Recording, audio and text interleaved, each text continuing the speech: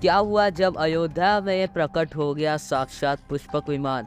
राम मंदिर के काम कर रहे मजदूरों ने जब यह नज़ारा देखा तो सभी के पैरों तले जमीन खिसक गई।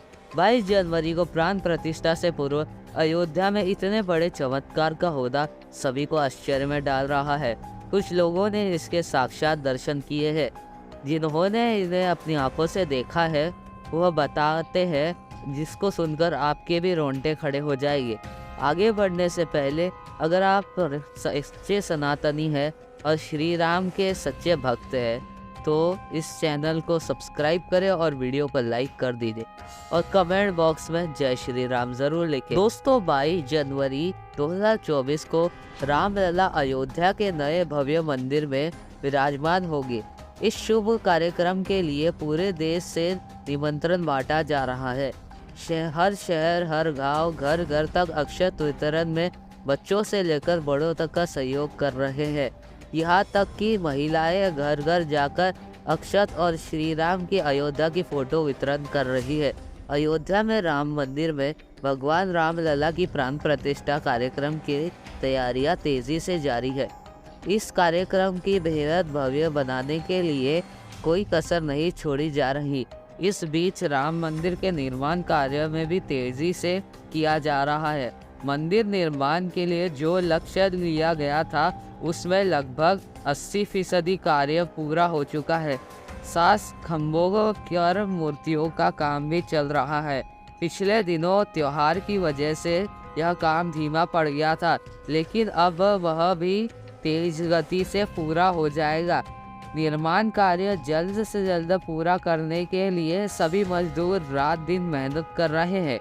लेकिन 10 जनवरी की रात कुछ ऐसा चमत्कार हुआ जिसे देखकर सभी मजदूरों के होश उड़ गए। जब रात्रि के समय सब मजदूर अपना काम निपटा कर तंबू में सो रहे थे, उसी समय अचानक से ही उन्हें वहां पर कुछ हलचल महसूस हुई। तब अचानक उन्हें हलचल की आवाज़ महसूस हुई।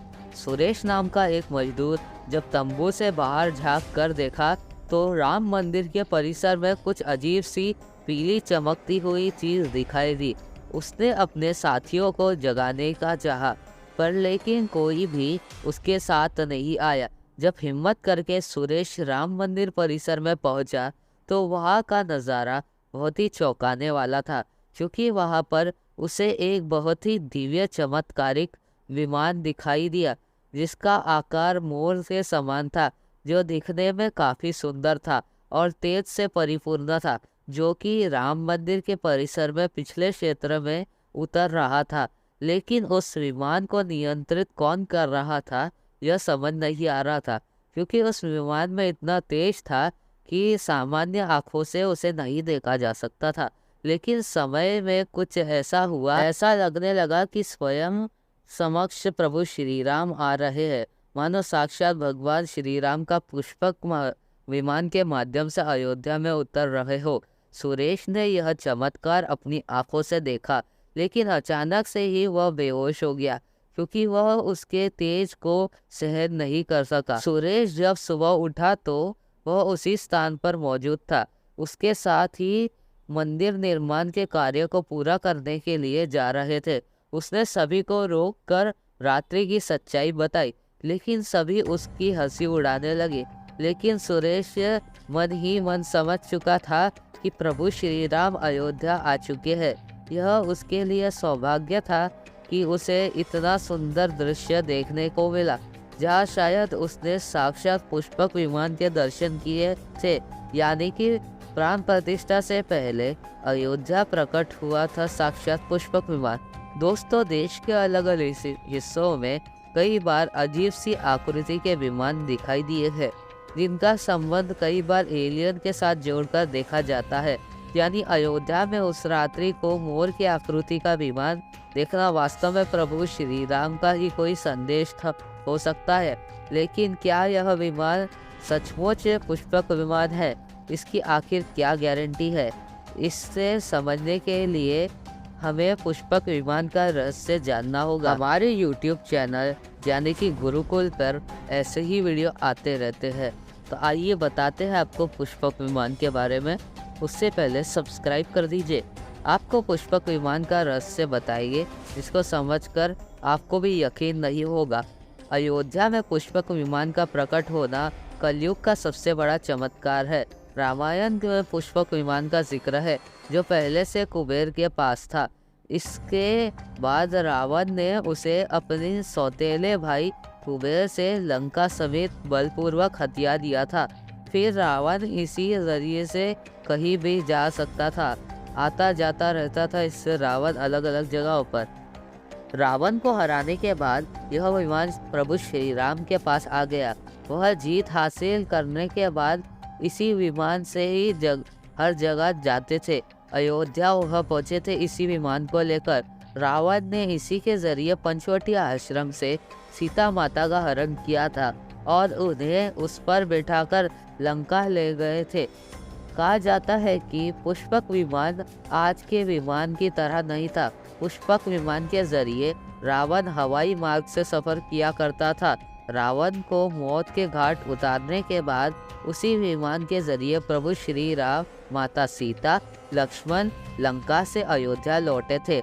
लक्ष्मण ने जिस तरह से रामायण में जिस तरह पुष्पक विमान का जिक्र मिलता है, उससे तो यही लगता है कि आज के हवाई जहाज़ की तरह, लेकिन तकनीकी में आज के हवाई जहाज़ से भी ज़्यादा मॉडर्न, एरोप्लेन से भी कहीं आगे था रामायण का यह पुष्पक विमान। सुंदरकांड पथ अध्याय में पुष्पक विमान के बारे में जानकारी मिलती है।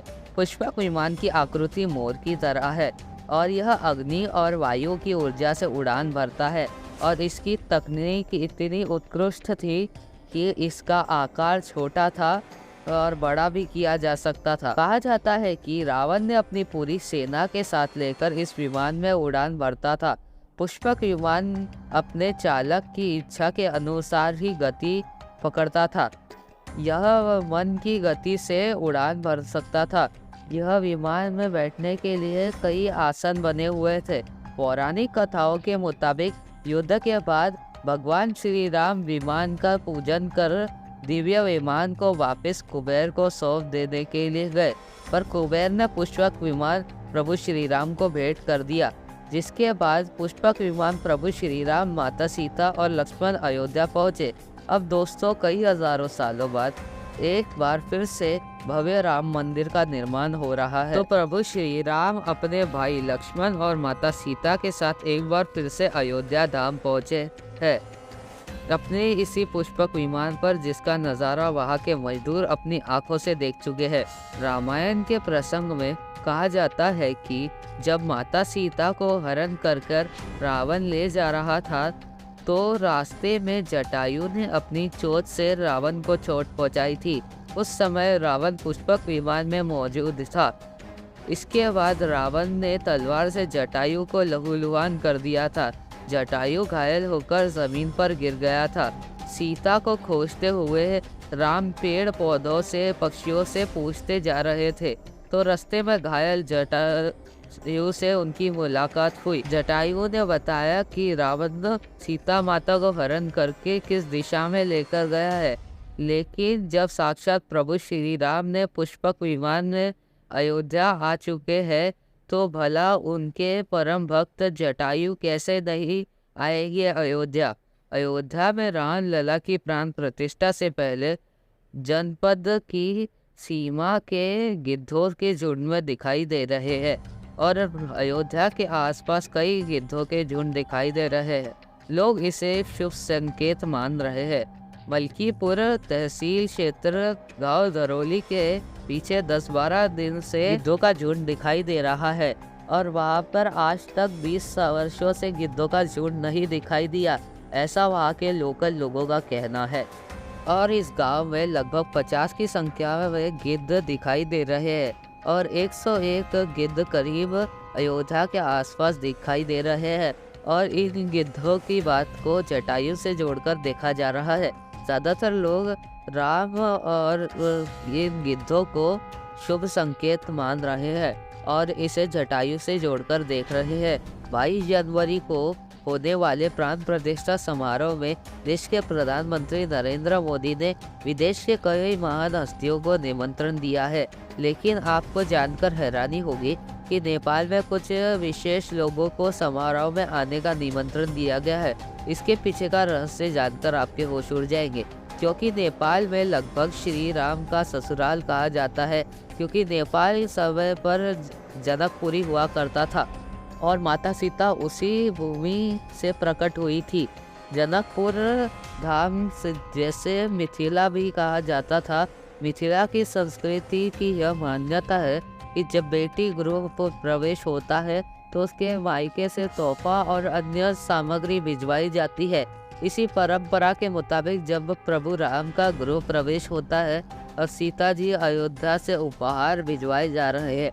राम मंदिर की प्राण प्रतिष्ठा के लिए भगवान राम के ससुराल नेपाल से 1100 थाल आने वाले हैं और उसमें उपहार भरकर बर्तन, आभूषण, मिठाइयाँ आने वाली है। इसमें 51 प्रकार की मिठाइयाँ, दही, मक्खन, चांदी के बर्तन शामिल होंगे। 22 जनवरी को प्राण प्रतिष्ठा समारोह होने वाला है। इसके लिए श्री राम जन्मभूमि तीर्थ क्षेत्र ट्रस्ट की तरफ से भगवान श्री राम के ससुराल की कई गणमान्य लोगों को निमंत्रण भेजे गए हैं। दोस्तों, आज हम राम मंदिर को बनते हुए देखते हैं। यह हमारे लिए बहुत बड़ा सौभाग्य है, लेकिन इस भव्य राम मंदिर को बनाने के लिए कई हजार सेवकों ने अपने प्राण के बलिदान दिए हैं। उस समय आक्रमणकारियों ने काशी, मथुरा के साथ ही अयोध्या में भी लूटपाट की और पुजारियों की हत्या की और उसके बाद मूर्तियां और मंदिर को तोड़ने लगे। 14वीं सदी में अयोध्या और राम मंदिर को तोड़ने में सफल नहीं हो पाए, क्योंकि हर बार राम मंदिर और अयोध्या की रक्षा करने के लिए आसपास के राजा मदद भेज देते थे। हजारों साधुओं ने भी मंदिर की रक्षा की थी और प्राणों की आहुति दी थी। विभिन्न साधुओं और राजाओं ने इस मंदिर को बचाकर रखा। 14वीं शताब्दी तक बचाकर रख पाए, पर सिकंदर लोदी के शासनकाल के दौरान यह भव्य मंदिर मौजूद था। 14वीं शताब्दी में हिंदुस्तान पर मुगलों का अधिकार हो गया था और इसके बाद ही राम जन्मभूमि एवं अयोध्या को नष्ट करने के लिए अभियान चलाए गए। 1527 से 1528 तक इस भव्य मंदिर को तोड़ दिया गया और उसकी जगह बाबरी ढांचा खड़ा कर दिया गया। मुगल साम्राज्य के स्थापक बाबर रहे के सेनापति मीर बाकी ने यह अभियान चलाया था। अयोध्या में श्री राम जन्मभूमि के स्थान पर यह बाबरी मस्जिद को बनाया था। 19 जनवरी 1985 को हिंदू महंत रघुवीर दास ने पहली बार इस मामले को फैजाबाद न्यायाधीश के सामने प्रकट किया था और इस मामले में कहा जाता है कि मस्जिद की जगह पर मंदिर बनवाना चाहते थे ये लोग। और उस वर्ष 1947 में भारत सरकार ने मुसलमानों को इस विवादित स्थल से दूर रहने का आदेश दिया था और मस्जिद के मुख्य द्वार पर ताला लगा दिया गया था, जबकि हिंदू श्रद्धालुओं को अलग अलग जगह से प्रवेश मिलते थे। 1979 में ऐसा चमत्कार हुआ जिससे मुसलमान भी आंखें खुल गई और रामलला का बहुत ज़्यादा चमत्कार हर कोई मानने लगा। रामलला की मूर्ति प्रकट हो गई इस मस्जिद में। कट्टरपंथियों का कहना था कि हिंदू दलों ने रात में चुपचाप यह मूर्ति यहाँ छुपा दी थी, पर 1999 में इस मस्जिद में मूर्ति पाई गई और मुसलमानों को इस पर विरोध व्यक्त किया। दोनों पक्षों ने अदालत में अपना मुकदमा दायर किया और 30 अक्टूबर 1990 में हजारों राम भक्त मुख्यमंत्री मुलायम सिंह यादव के द्वारा गोली मार दी गई। उन्होंने ही गोली मारने का आदेश दिया था इन भक्तों को जो राम मंदिर की जगह पर रुके हुए थे और इसके लिए धरना दे रहे थे। 2 नवंबर 1990 में मुलायम सिंह ने इन सब पर गोली चलवा दी और 10:30 बजे से 10:30 बजे से 12:30 बजे तक ये गोलियां चलवाई गई और इसके बाद सरयू नदी के घाट तक हर जगह खून ही खून दिखने लगा। हजारों लोगों ने अपने प्राण का बलिदान दिया और 1952 में 1952 में कई भक्तों ने जाकर बाबरी ढांचा गिरा दिया। सबसे पहले उसका पहला गुंबद गिराया गया और उसके बाद उसका दूसरा गुंबद गिराया गया। इस तरीके से शाम के 5 बजे तक यह पूरा ढांचा गिरा दिया गया। तब के मुख्यमंत्री कल्याण सिंह ने का साफ आदेश था कि इन सेवकों पर गोली ना चलाई जाए। मुझे तो कहना है कि सल्यूट है ऐसे सीएम को। आप अपनी राय कमेंट बॉक्स में ज़रूर बताएं। इन शहीदों को कमेंट बॉक्स में श्रद्धांजलि ज़रूर दें। वीडियो को लाइक करें, चैनल को सब्सक्राइब करें, अपने दोस्तों के साथ शेयर करें। हर हर महादेव, जय श्री राम।